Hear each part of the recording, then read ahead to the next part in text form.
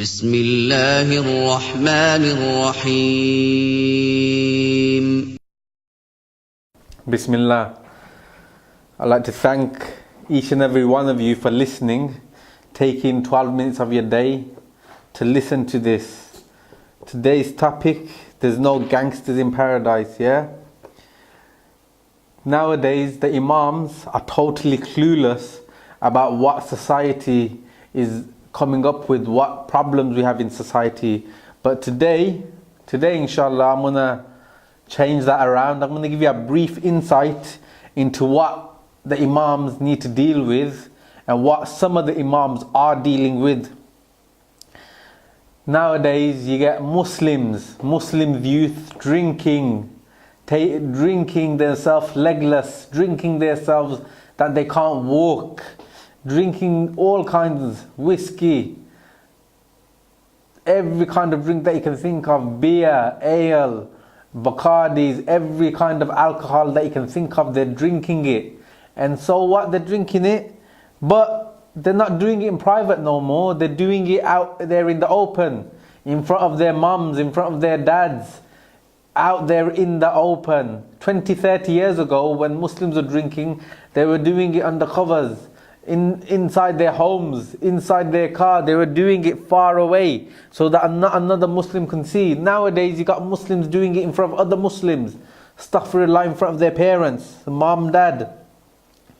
You know, this day and age needs to stop, because as time goes on, if a Muslim youth is doing it in front of another Muslim youth or an elder, there's no shame in the sin no more. But then you get some lads, some youth today that say they don't drink, but Sheikh, I like to smoke a bit of marijuana, I like to smoke a bit of the weed, cannabis, haze, call it whatever you like.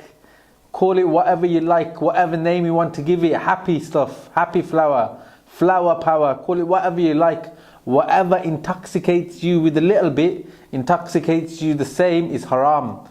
Whatever is haram in a little bit is haram in a large amount as well. So don't try and say, I don't drink, Sheikh, but I like to smoke. I only smoke a little bit just to go to sleep. I can't go to sleep. The anxiety, the stress of the world doesn't let me go to sleep. Do you do your salah? Do you read your supplication before you need to go to sleep? Maybe that you don't do that. That's why you can't sleep, and you're resorting to drugs, smoking before you go to sleep, and you're saying that you need to smoke it in order to go to sleep. I need to smoke it because I can't go to sleep. I've got so much stress. My mom hates me, my dad hates me, they're arguing all the time. This is no excuse to smoke. And then you got some lads that say, Sheikh, I don't smoke, I don't drink, but I like girls. Sheikh, I'm not a bad person. I'm a good person. I don't smoke, I don't drink. Yeah, but I like girls. I like lots of them. Astaghfirullah, you like girls. If you like her that much, go to a guardian and ask him for a hand. Be a proper man. You're a man now. Be a man and marry her. Don't just say, I like girls, I like dating them, I like going out with them. Na'udhu billah. This needs to stop. Once upon a time, when there was a oath within drug dealers that drug dealers would never ever sell to their own.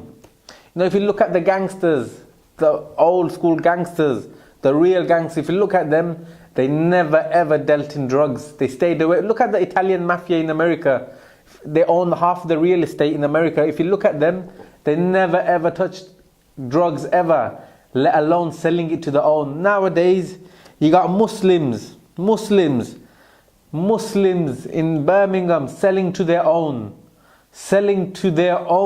blood. Muslims selling to their own blood and making money from it, and proudly saying it, I'm a big time shotter, I'm a big daddy, yeah? And they're driving the big fancy cars and driving up and down Alum Rock Road, Stratford Road, Coventry Road, driving the Lamborghinis and Ferraris and the Q7s. And they're driving up and down, and they're proudly saying, yeah, I sell 7 keys a day. My line makes £20,000 an hour. Astaghfirullah, this is what it's come to, society. Now, people are openly, yes, I'm a drug dealer, proudly saying it. They go into the mosque and the Imam knows what they do, and they're slipping the Imam a few £5,000, £10,000, Kharza Hasana, clear the debt, build a new extension in the mosque. Imam Sahib knows nobody's stupid in this day and age. And this man with a flash car, everybody looks up to him. When he comes into the area, everyone looks up to him. He's the big man. He's the gangster. He's the man that you need to have in your life, the man that you need to know. He's the one that you need to be friends with. That's the one. But if you think about it, he's dirt. You know, my saliva was more for that. He's disgusting. He's not no big man. He's not no gangster. He's not no somebody that you need in your life. You need to stay away from people like this. Because these your saliva's better than this. These are scum of the earth. That's what they are. And they drive around all day saying that I've worked all my life. They've never worked a day in their life. In the gangsters, everybody wants to be a gangster in Birmingham. Everybody, look at Tupac Shakur, he's a gangster. Where is he now? What, 24, 25 years old and he's dead? Everyone wants to be a gangster. You know what they say, live by the gun, die by the gun? Well, look at Tupac, Biggie Smalls, huh? They lived by the gun, they also died by the gun. You want to die like that, yeah? At that age, you don't want to make it to 25? Carry on. Another thing, Muslims, why do you think you're black? Why on earth do Muslims think they're black? This seems to amaze me. I don't understand why Muslims think they're black. What is the need? Are you not happy that you've been born a Muslim? You're Muslim. Don't need to behave in a manner that you think you're black. Don't need to kiss your teeth. Don't need to grow dreadlocks and speak patois. A Jamaican Yardi, that's his language. Therefore he speaks patois. You speak Urdu. You speak Pushto. You speak Mirpuri. Don't try and speak. Don't try and speak patois, yeah? Speak to your language, Bengali, Pushto, Urdu, whatever it is you speak at home, yeah? And whoever thinks they're a bad boy in the street corner, sitting on the wall, smoking one after other. If you think you're a bad boy, just remember your time is up and there's going to be a badder boy coming after you. Just remember that, yeah? Don't try and think you're that big, yeah? 20 years ago, they used to fight amongst different kinds, but now you got Muslim on Muslim crime, Muslim on Muslim gang fights. He's come over to my patch. He's ripped off my car. I'm gonna beat him up. This is what it's all come down to: Muslim on Muslim fighting. You know, I'm gonna run up on his house, kill his mom, kill his dad. Muslim on Muslim. This is sickening. This is sickening. One thing is disgusting is pimps. I can't stand pimps. Pimps are absolutely filth. The scum of the earth. And a lot of these Pakistani brothers now, 30 years old, married with kids that are 15, 16, girls that are 15, 16, their daughters, and they go around pimping go to schools. This is something that needs to be addressed because it's happening. It's happening. If you go to schools, gates, home time, lunchtime, you got men in their 30s, mid-30s, picking up girls that are 15, 16 years old, pimps. You lot are scum, you need to fix up. This is absolutely disgusting. Control yourself. You're better off getting married 3 times. It's halal to get married. Not once, twice, 3 times. Get married 3 times. Keep it halal. Why are you going and abusing and pimping out another man's daughter?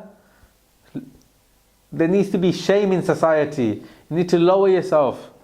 You know, selling drugs is an evil act, because from selling drugs you destroy families. You don't just destroy that person, individual that's buying the drug. You don't just destroy his life, you destroy his mom, his family, entire generation you destroy. I've seen families destroyed upon drugs. I've seen men, women, good people destroyed from this drug. And the effects don't last a year, 6 months, they react 10, a decade. They're lasting a decade. They've gone from generation to generation. This is to drug dealers out there.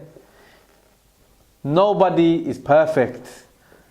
But what you do has a long effect.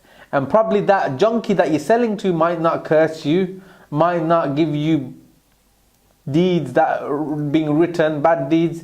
But just remember, that junkie has a mom.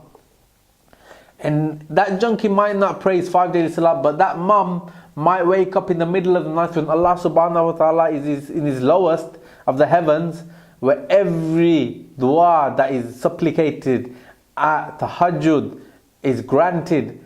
That mom is cursing you for the rest of your life. Just remember that you have to answer that on your shoulders. That mom wakes up every single night and she's cursing you because you got her son, daughter addicted to this filth, and you made money from it and you're proud of it. So just remember, was it worth it driving that Ferrari or Lamborghini? Investing a whole area, a whole generation. You walk around Spark Hill, Sparkbrook, even Smallleaf, everywhere, all you see is people waiting, junkies. And who's to blame for this? The Muslims. The Muslims are to blame for this. I'm going to leave you on this note. You think the Imams don't know? They do know. But the Imams need to wake up and deal with this. Because before, not too long left, the youth are going to be so astray that it's not going to be possible to get them back. You know what they say when you have a baby? Feed him, look after him, make sure that he stays straight. Don't let him get crooked, because once he's bent, it's hard to straighten him. So this is my advice to the youth and the parents. The parents need to play a big role as well. Assalamu alaikum.